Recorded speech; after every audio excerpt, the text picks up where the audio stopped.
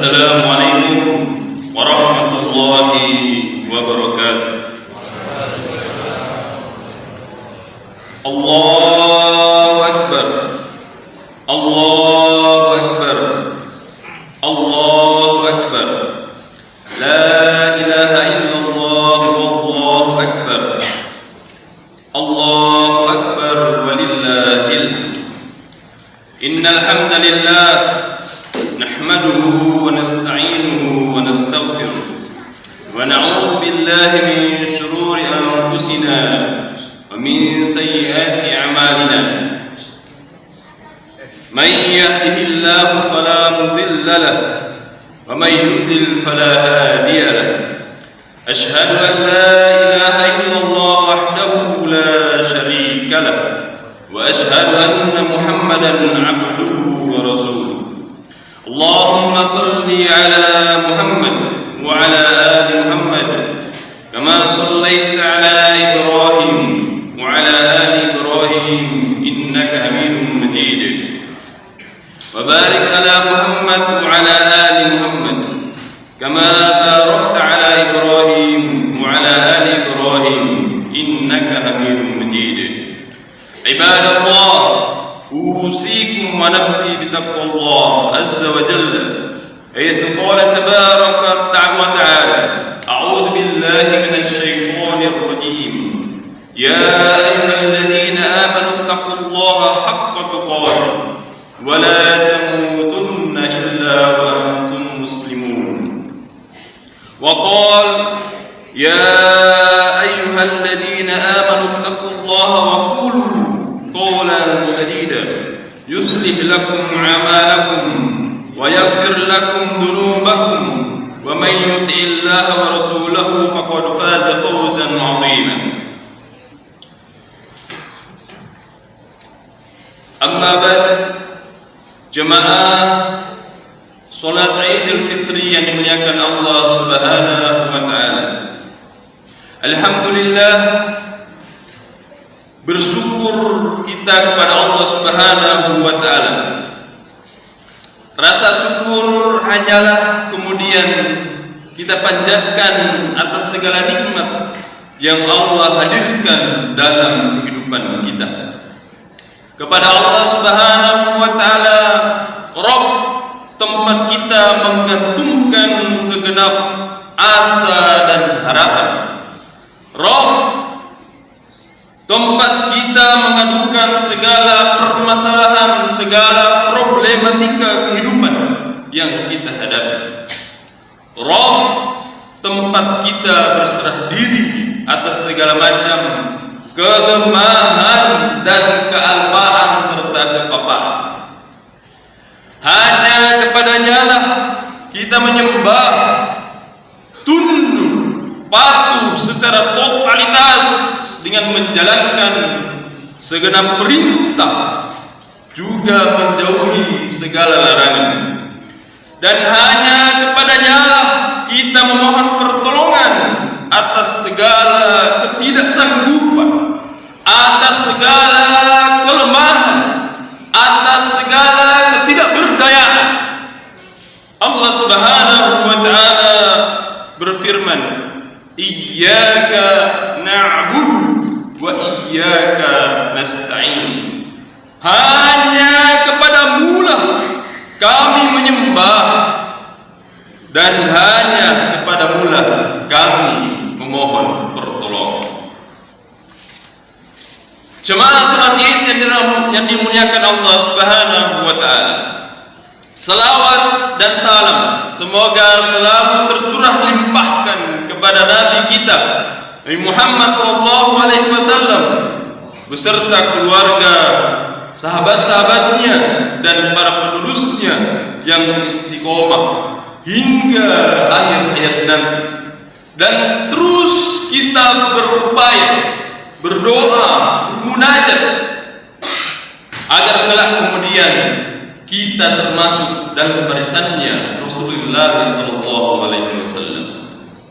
Allah Subhanahu wa taala berfirman: Innallaha wa malaikatahu yusalluna 'alan nabi ya ayyuhalladzina amanu sallu 'alaihi wa sallimu taslima. Sesungguhnya Allah dan malaikat-malaikatnya berselawat untuk Nabi. Wahai orang-orang yang beriman, berselawatlah kamu untuk Nabi dan ucapkanlah salam penghormatan kepadanya. Jemaah sekalian dirahmati Allah Subhanahu wa taala, melalui mimbar khutbah Idul Fitri ini kami menasihatkan kepada diri pribadi khususnya dan kepada segenap jemaah sekalian kaum muslimin dan muslimat semuanya. Mari kita berusaha, berupaya untuk terus meningkatkan dan menumbuh suburkan iman dan takwa kita kepada Allah Subhanahu wa taala. Dengan cara apa? Dengan cara kita melaksanakan segala perintahnya, baik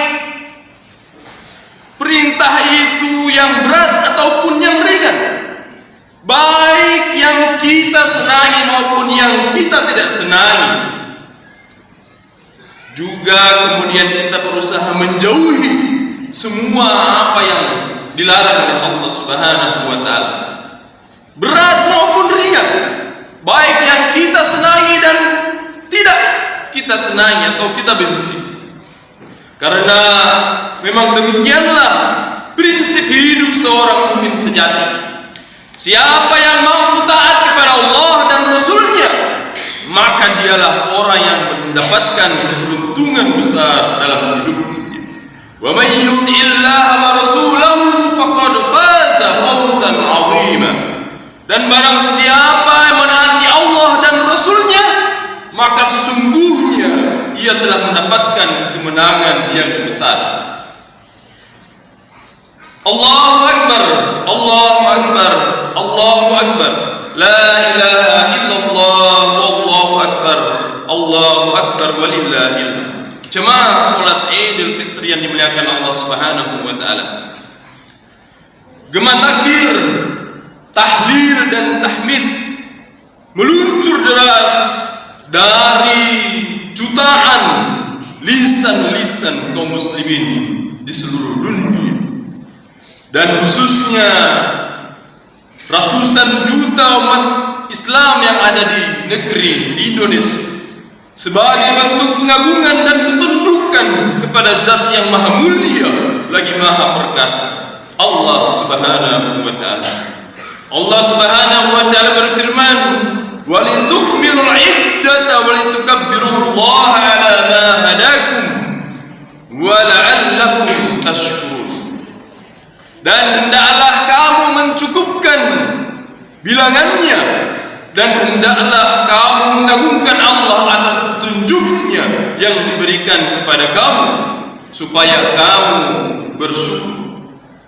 Kita berdoa memohon kepada Allah Subhanahu wa taala, semoga amal kita di bulan Ramadan diterima oleh Allah Subhanahu wa taala, sehingga bisa memperberat timbangan amal kebaikan kita di hari kiamat nanti. Jemaah sekalian, kenapa kemudian kita berdoa?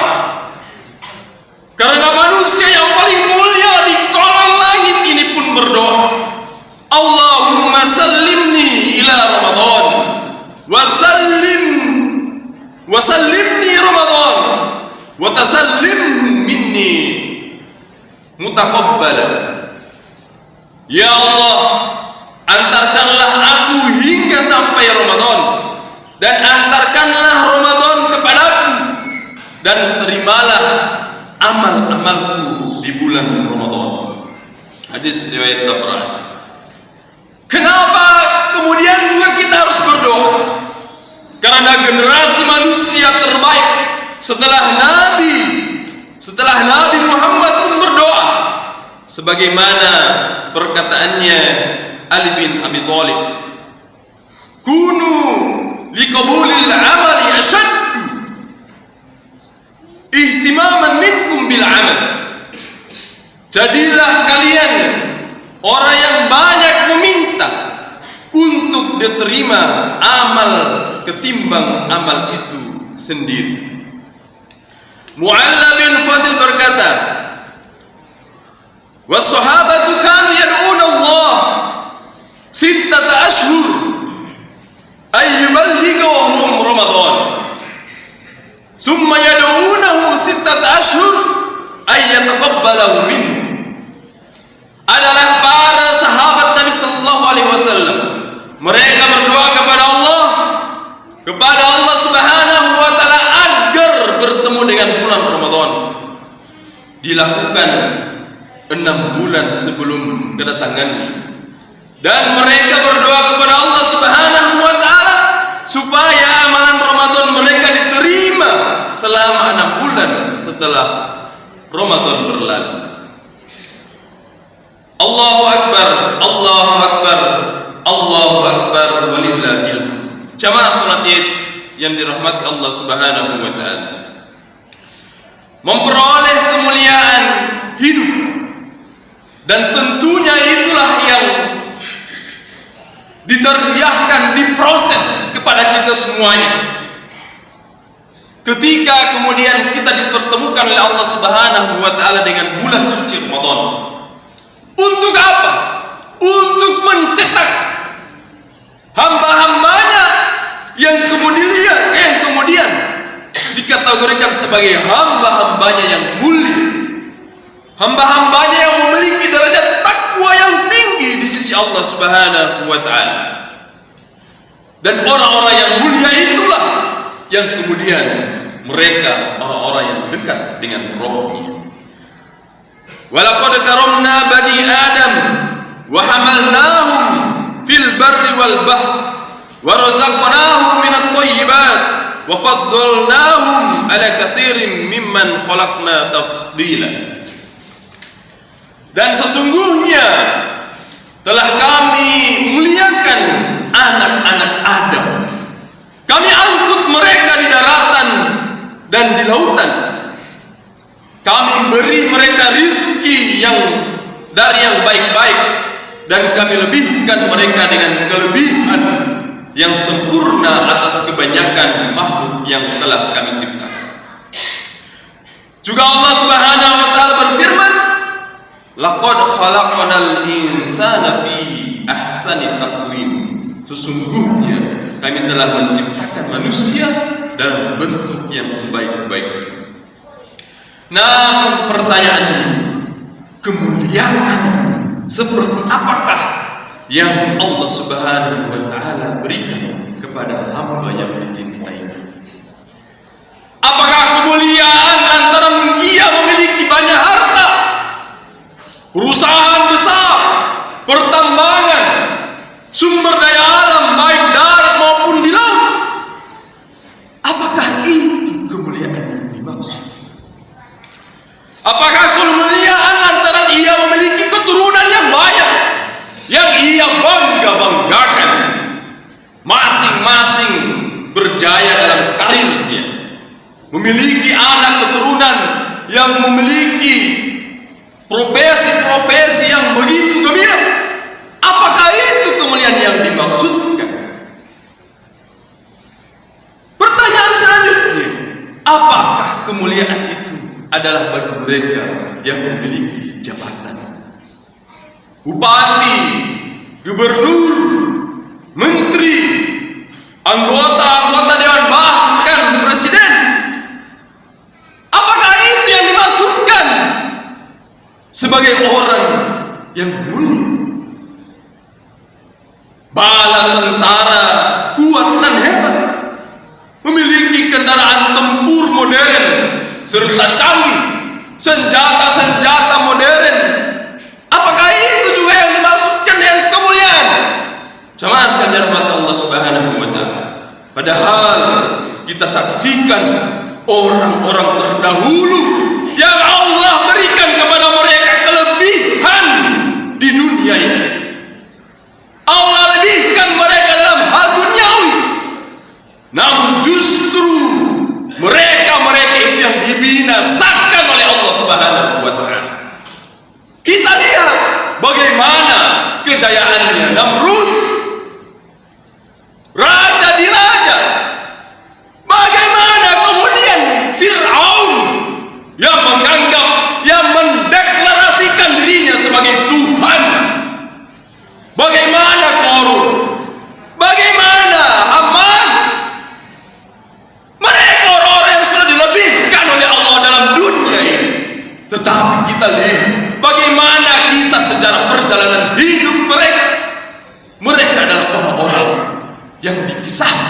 tetapi untuk kita ambil sebagai pelajaran bahwa mereka adalah orang-orang yang dibinasakan, yang dihinakan oleh Allah Subhanahu wa Ta'ala.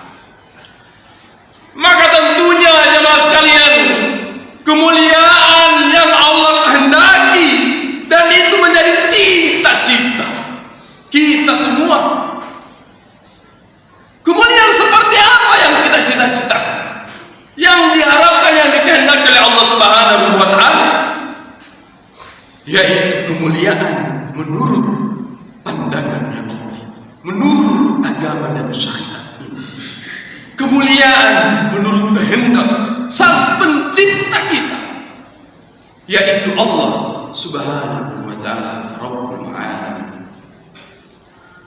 Jemaah salat Idul Fitri yang dimuliakan Allah Subhanahu wa Ta'ala, maka tidak ada cara yang baik untuk menggapai kemuliaan hidup melainkan kita harus bercermin dan mengikuti jejak-jejak pendahulu para salafus saleh yang telah memperoleh kemuliaan hidup, sebagaimana sahabat Ibnu Mas'ud memberi nasihat, man kana minkum mustannan falyastanna biman qad mata fa innal hayy la tu'man alaihil fitnah.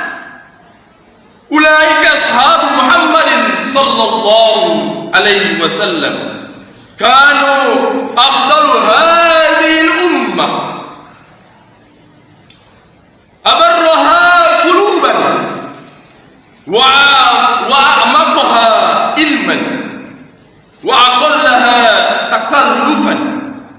Qaumun ikhtarahumullah lisuhbati nabiyyihi wa iqamati dinihi fa'arafu lahum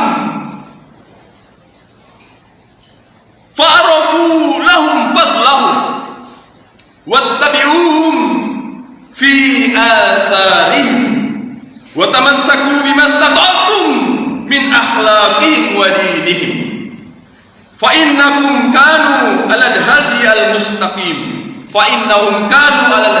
mustaqim. Barang siapa, Ibnu Mas'ud kemudian memberikan nasihat kepada kita semuanya, barang siapa di antara kalian yang ingin mencontoh, maka hendaklah dia mencontoh orang yang telah wafat, yaitu para sahabat Rasulullah SAW. Karena orang yang masih hidup tidak akan aman dari yang namanya fitnah. Adapun mereka yang telah wafat, merekalah para sahabat Rasulullah. Mereka adalah umat yang terbaik. Mereka yang paling baik hatinya, paling dalam ilmunya, paling baik keadaannya. Mereka adalah kaum yang dipilih Allah Subhanahu wa Ta'ala untuk menemani nabinya dan menegakkan agamanya. Maka kenalilah keutamaan mereka dan ikutilah jejak mereka, karena sungguhnya mereka berada di atas jalan yang lurus.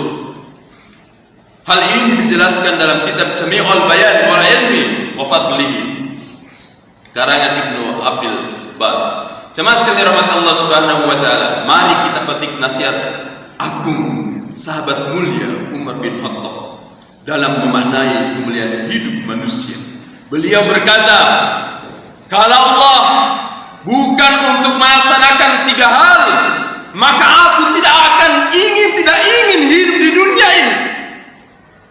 Yang pertama, kalau Allah tidak supaya aku bisa meletakkan jidatku ke tanah ini sebanyak 5 kali sehari semalam.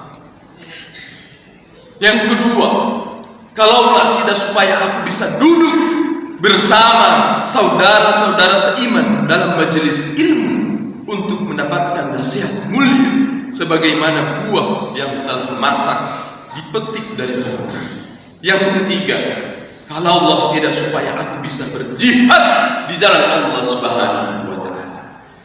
Itulah jemaah sekalian, kalau bukan 3 hal itu, maka Umar bin Khattab ingin segera kemudian dia berpindah dari kehidupan dunia ini.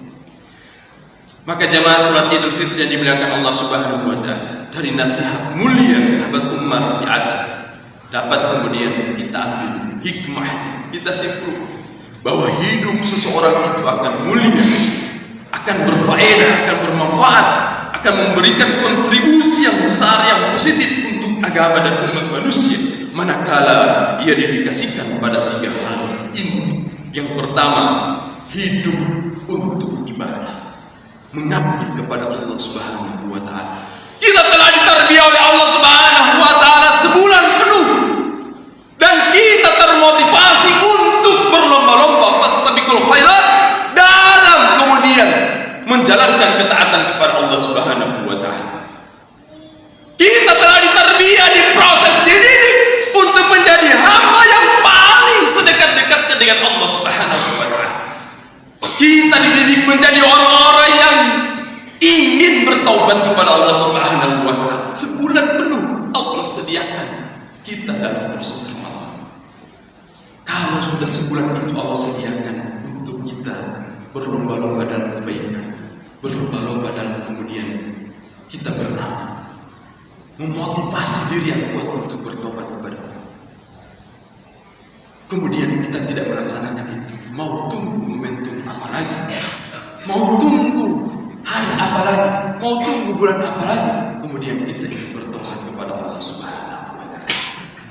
Yang kedua jamaah sekalian, hidup untuk meningkatkan kualitas diri seorang muslim dengan mencari ilmu. Tentunya ilmu yang kemudian mendapatkan yang kita kehendaki untuk diridhai oleh Allah Subhanahu wa taala. Ilmu yang kemudian didapatkan untuk meninggikan agama Allah Subhanahu wa taala. Ilmu yang didapatkan untuk membela agama Allah Subhanahu wa taala. Ilmu yang didapatkan untuk mendakwahkan Al-Qur'an agar semua manusia tercerahkan hidupnya dengan Al-Qur'an. Dzalikal kitabul la raiba fihi hudan lil muttaqin. Bukan kemudian ilmu yang kita gunakan untuk menggerus kekayaan, membuat masyarakat semakin banyak yang miskin, yang kemudian kekayaan alam itu hanya dieksploitasi oleh segelintir orang saja, yang kemudian mereka adalah orang-orang yang kaya di begitu banyak ratusan juta orang-orang yang miskin. Bukan ilmu yang digunakan untuk menipu rakyat, menipu masyarakat. Bukan ilmu yang didapatkan untuk melancarkan praktek-praktek korupsi. Bukan ilmu yang didapatkan untuk mencari jabatan dengan perilaku-perilaku curang, perilaku-perilaku yang kemudian sangat berpotensi untuk mendapatkan dukungan dari iblis laknatullah alaihi. Yang ketiga jamaah sekalian, hidup untuk perjuangan dan berjihad di jalan Allah Subhanahu wa taala. Bersungguh-sungguh dalam kemudian mensyahadahkan bahwa kita adalah orang Islam. Bersungguh-sungguh dalam menjalankan iman dan Islam ini.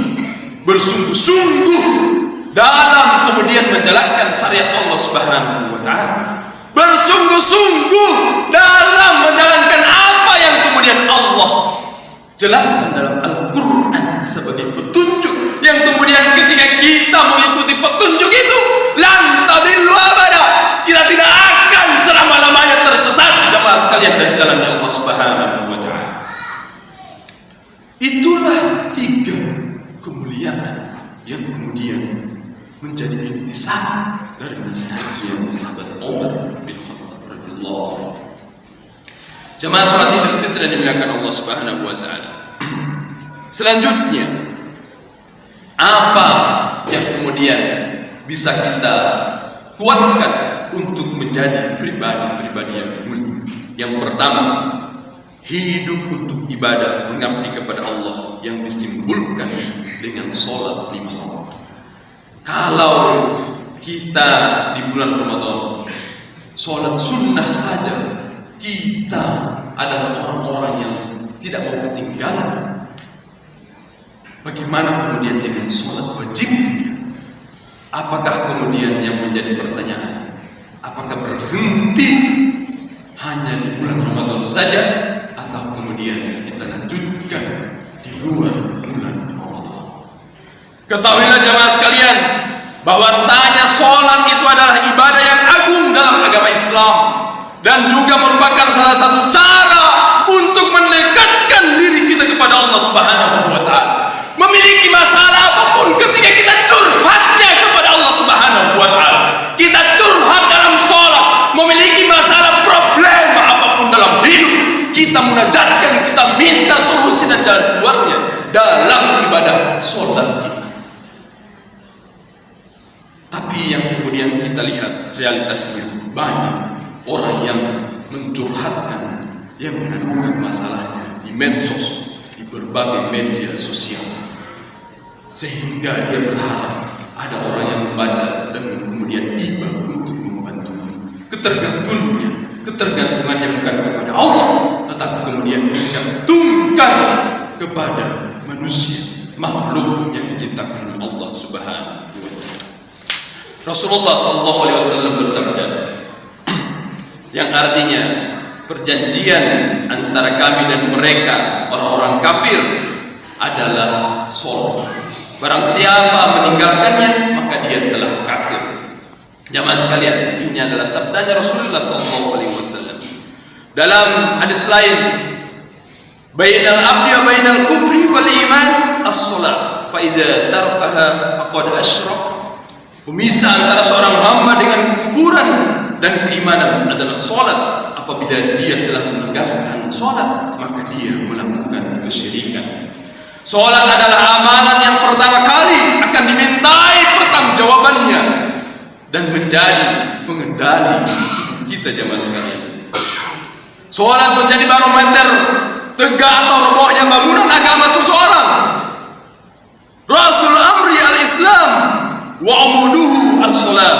Inti pokok segala perkara adalah Islam, dan tiang penopangnya adalah sholat. Maka jamaah sekalian rahmati Allah Subhanahu wa Ta'ala, renungkanlah ayat dalam Quran surat Al-Mudaththir ayat 41 sampai 43. Anil mujrimin ma salakakum fi saqar qalu lam naku minal musallin. Tentang keadaan orang-orang yang berdosa, apakah yang memasukkan kamu ke dalam neraka saqar? Maka mereka menjawab, kami dahulu tidak termasuk orang-orang yang mengerjakan sholat. Apa yang menghalangi kita untuk tidak sholat? Setiap hari kemudian kita menyaksikan orang tua renta dengan badan tergopoh saat berjalan, ia tetap sholat, dan ternyata ia adalah bapak atau ibu kita sendiri. Kemudian kenapa anak-anaknya tidak mengikuti, mencontoh motivasi dari bapak ibunya? Setiap hari kita juga menyaksikan anak kecil dan mungil yang belum balik, ia sudah rajin ke masjid untuk sholat, dan ternyata dia adalah anak kita sendiri, sedang bapaknya tidak kelihatan di masjid, anaknya yang kemudian ke masjid. Setiap hari kita juga menyaksikan orang berpenampilan rapi, necis, kemudian dia terlihat orang kaya dan berpendidikan juga, rajin sholat. Begitu juga sebaliknya, orang miskin papa yang berpakaian lusuh, bau keringat dan amburadul, mereka juga ada yang rajin sholat. Jika pemandangan orang sholat dengan berbagai latar belakangnya yang berbeda-beda itu juga tidak menyadarkan kita untuk sholat, maka butuh contoh yang seperti apa lagi untuk kemudian kita sadar bahwa sholat itu adalah kebutuhan kita, dan kemudian amal yang pertama kali akan dihisab oleh Allah Subhanahu wa Ta'ala adalah sholat. Jika itu pun tidak menyadarkan kita untuk sadar sholat, jamaah sekalian, maka butuh fasilitas seperti apa lagi untuk menyadarkan kita untuk kemudian menyadari betul bahwa sholat adalah kewajiban kita semua. Yang kedua, hidup untuk meningkatkan kualitas diri seorang muslim dengan mencari ilmu. Maka mencari ilmu adalah hukumnya wajib, khususnya ilmu yang fardu ain, yakni ilmu agama Islam. Banyak hari ini orang yang mengejar ilmu sains dan lain sebagainya, tidak ada salahnya, tetapi kemudian dia harus mengimbanginya dengan ilmu ulumuddin, ilmu agama. Banyak yang bergelar doktor, profesor, tapi kemudian tidak tahu rukun sholat. Banyak yang bergelar doktor dan profesor, tapi kemudian tidak paham syariat, tidak paham ilmu Allah Subhanahu wa Ta'ala, khususnya yang berkaitan dengan ilmu agama. Jamaah sekalian dirahmati Allah Subhanahu wa Ta'ala.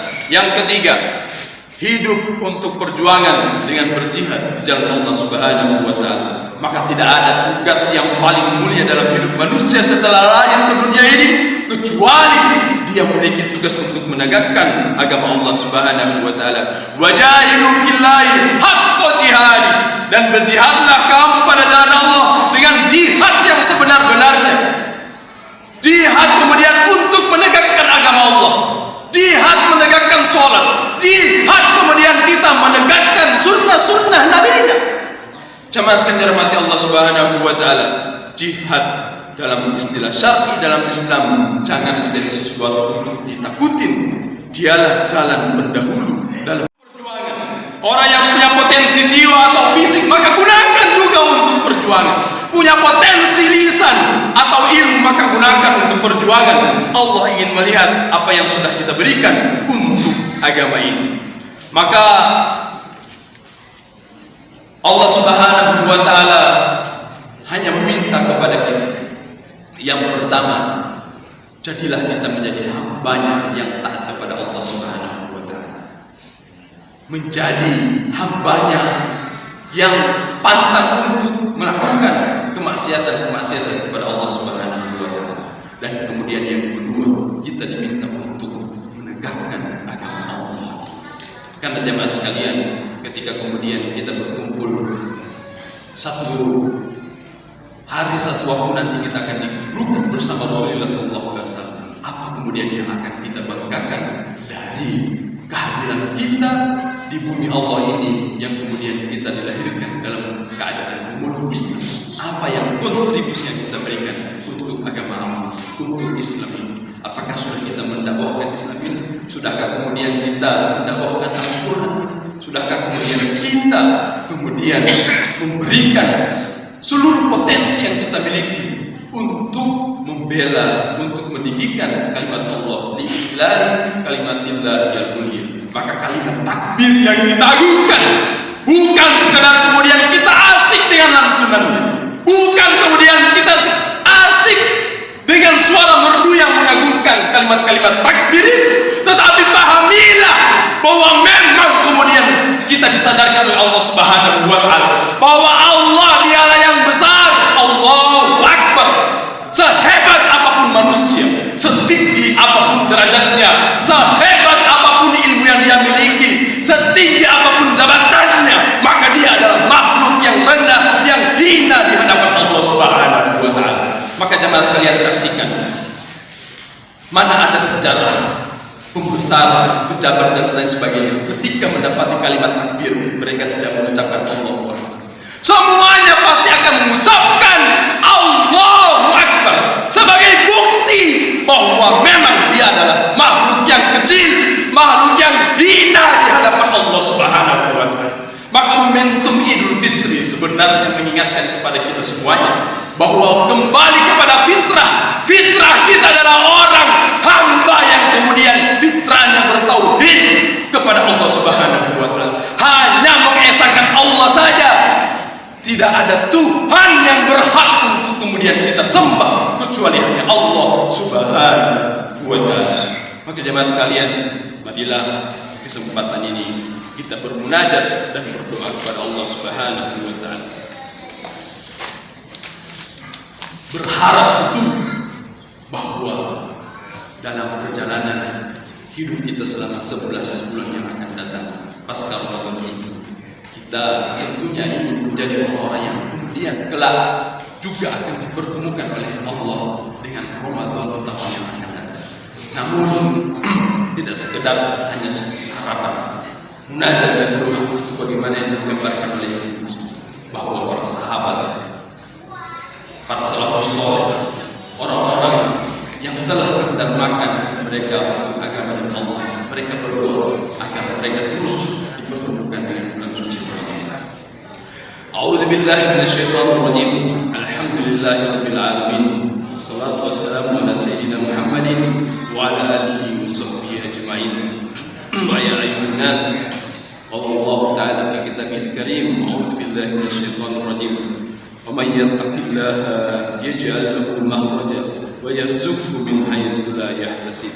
وقال الله تعالى: إن الله وملائكته يصلون على النبي يا أيها الذين آمنوا صلوا عليه وسلموا تسليما. اللهم صل وسلم على سيدنا محمد وعلى آله وأصحابه أجمعين.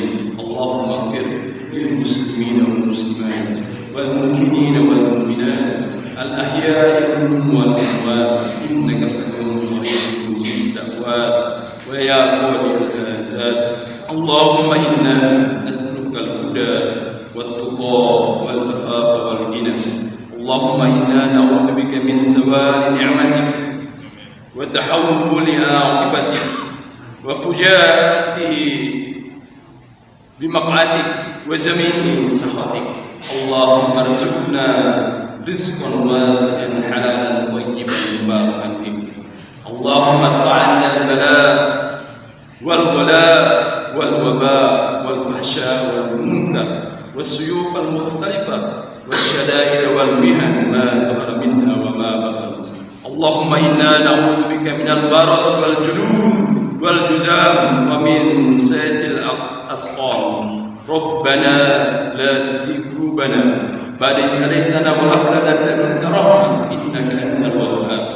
اللهم ربنا تقبل منا صلاتنا، تقبل منا يا الله صيامنا وقيامنا وركوعنا وسجودنا وتخصصنا وتعبدنا وتمم تقصيرنا يا الله برحمتك يا أرحم الراحمين. اللهم اجعلنا من المتطهرين، اللهم اجعلنا من التوابين، اللهم اجعلنا من المتقين، اللهم اجعلنا من الصالحين، اللهم اجعلنا يا الله من أهل العلم وأهل الجنة. اللهم إنك عفو تحب العفو فاعف عنا.